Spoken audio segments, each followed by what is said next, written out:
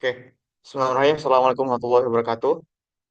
Selamat malam Bapak, Bapak Ibu. Perkenalkan kami dari kelompok 6 K3 ya, mata kuliah OAK ya. Di sini kami bakal mengerjakan tugas Pascal TS ya. Ini tugasnya. Ini nama kelompok kami. Ada saya sendiri Muhammad Alif Kolbi, NIM G6401231084.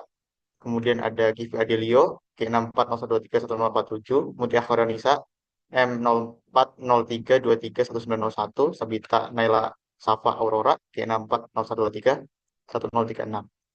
Kami akan menjelaskan terkait codingan yang sudah kita bikin pra UTS gitu ya. Tuh. Ya ini codingan kami gitu ya, yang menghitung deret suku ke N dari Fibonacci gitu ya. Oke, pertama kita diminta untuk menjelaskan mode pengamatan apa saja yang digunakan di dalam program ya, yang akan dijelaskan oleh saya ya. Jadi di kode ini ya, setelah dianalisis, eh, kami menemukan ada 4 jenis mode pengamatan yang digunakan. Pertama itu ada immediate addressing, yaitu ketika operan itu diambil langsung dari sebuah konstanta ya. Contohnya adalah eh, ini ya, PX1, PBX1 ya, SI1, SI2, HX2 gitu ya. Itu termasuk immediate addressing. Dan bisa ada banyak lagi gitu ya di sini.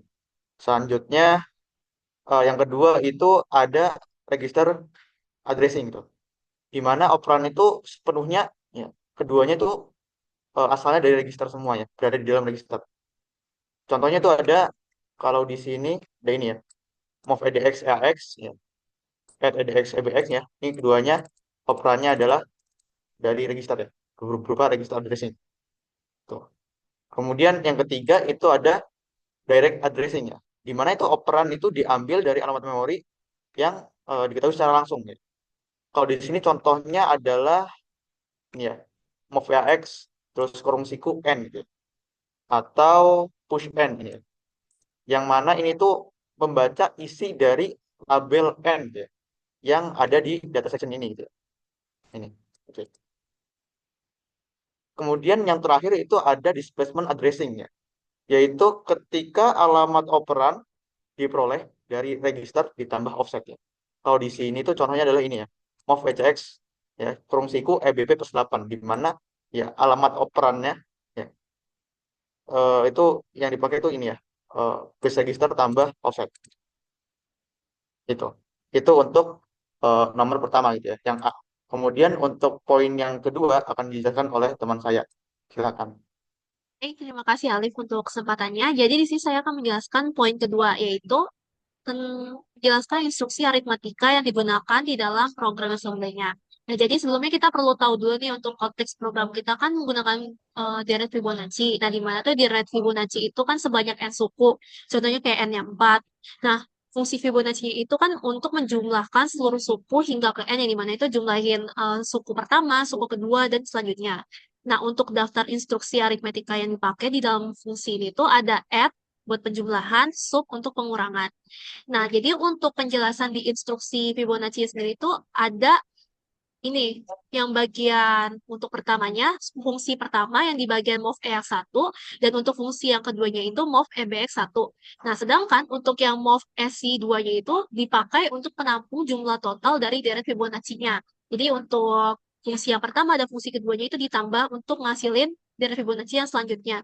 Dan untuk sub ECX-nya itu yang dua, untuk menyesuaikan jumlah iterasinya. Jadi berapa kali dilakukan pengulangannya. Nah, selanjutnya, karena tadi aku nyebutin pengulangan, nah di sini juga ada fungsi loop, di mana itu untuk melakukan perulangan di jumlah dari Fibonacci. Nah, di situ tuh ada yang EDX itu tuh menjelaskan rumus Fibonacci-nya, yang di mana rumus Fibonacci fungsi pertama ditambah sama fungsi yang kedua. Nah, untuk yang bagian instruksi add, EDX, EBX itu untuk menghitung suku Fibonacci selanjutnya yang tadi aku jelasin tadi. Sedangkan untuk yang instruksi add SI ini untuk menambahkan suku tersebut ke jumlah totalnya gitu. Nah, selanjutnya yang bagian return hasil itu tuh tujuannya untuk menyimpan hasil akhir ke EAX supaya bisa dicetak untuk hasilnya. Nah, itu tuh ditulis di bagian instruksi move EAX SI. Tuh. Mungkin Oh, sekian dari saya. Dilanjut ke rekan saya selanjutnya.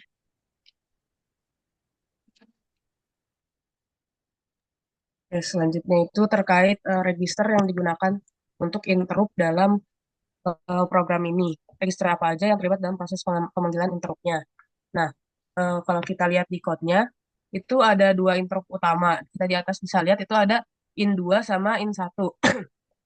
Nah, untuk yang in2 itu untuk mencetak string dan yang in1-nya itu untuk mencetak angka. Nah, kita lihat sebelum in2-nya dipanggil, di situ ada register EAX yang diisi dengan string. Di situ stringnya itu MSG1. Nah, interrupt handlernya ini akan membaca alamat ini dan mencetak karakter satu persatu sampai terminatornya 0. Terus, kalau misalnya di in yang satu, itu EAX-nya sebelumnya berisi nilai integer yang akan dikonversi ke ASCII dan ditampilkan ke layar. Nah, kalau kita lihat, keduanya ini interrupt layanan I/O buatan yang kemungkinan berasalnya dari emulator gitu. Terus, kalau kita lihat lagi itu EAX tuh jadi register penentu utama dalam proses komunikasi antara program dan interrupt handlernya di program ini. Nah, jadi kalau misalnya yang terlibat, register yang terlibat dalam pemanggilan interrupt di program itu tuh hanya EAX sebagai media transfer data utama antara program utama dan interrupt handlernya gitu.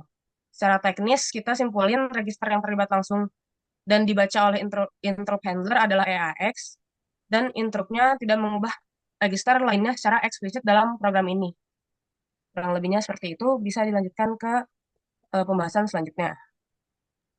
Baik, terima kasih Muti. Saya akan melanjutkan untuk jelaskan ke bagi bagian data hazardnya itu ada allow, read after write, write after read, dan juga write after write. Ya boleh ke kodenya aja langsung. Nah di sini kan data hazard itu kan terjadi ketika ada di sebuah pipelining ada terjadi sebuah konflik itu kayak misalkan datanya dibaca sebelum diupdate oleh perintah yang sedang berjalan atau membaca membaca apa namanya data yang sedang diubah gitu. Sekarang kita masuk ke yang pertama raw data write. Di sini mungkin contoh yang paling mudahnya ada di loop karena loop itu kan yang di fungsi loop itu kan fungsi yang diulang-ulang berkali-kali kan yang bakal ditumpuk-tumpuk terus menerus di oleh CPU-nya di pipeline-nya. Nah di sini contoh paling sederhananya itu ada move AX EBX yaitu memindahkan EBX ke alamat AX dan juga ada move EDX EBX.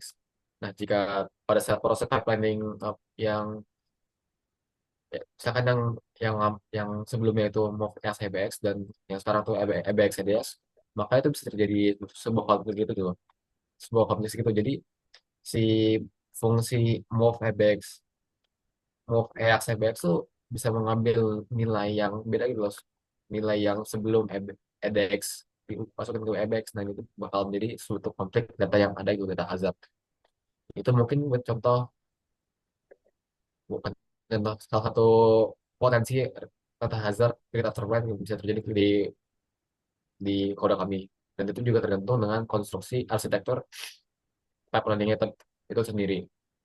Selanjutnya ada war write after write, write after read.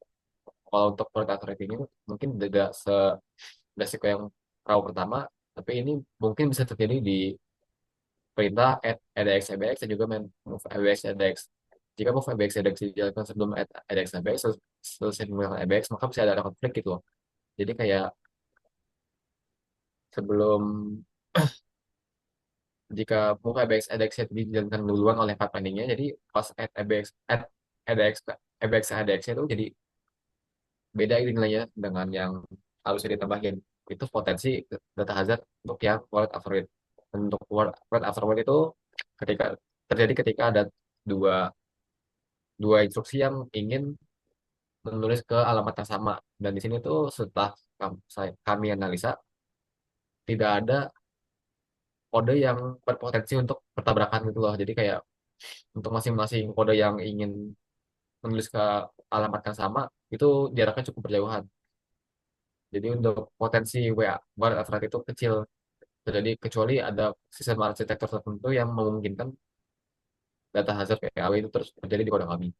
Mungkin itu saja penjelasan kode kode dari Fibonacci dari kelompok kami. Kurang lebihnya mohon maaf. Wassalamualaikum warahmatullahi wabarakatuh.